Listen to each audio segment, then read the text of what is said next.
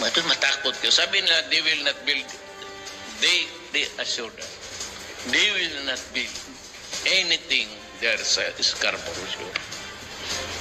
Maniwala kayo kasi yan ang commitment sa akin ng China. And galing kay si Xi Jinping mismo nagsabi, and he's a man of honor.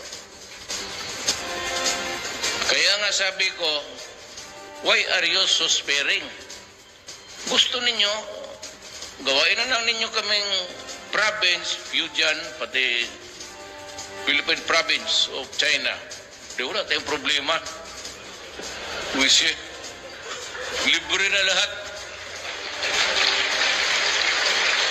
Kasi yung oil, joint naman. Yung oil mo, dito mo yung pinakamarami.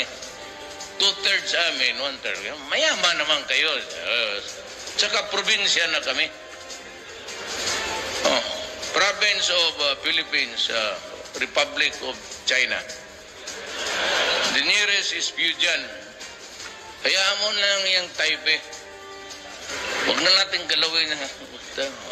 Baka maliit-liit na ano. Hayaan mo yan siya. Just let it float there. Makuha mo ang Philippines, wala na problema. Kasi maraming pera eh. Kung babae pa itong China, niligawan ko na yun.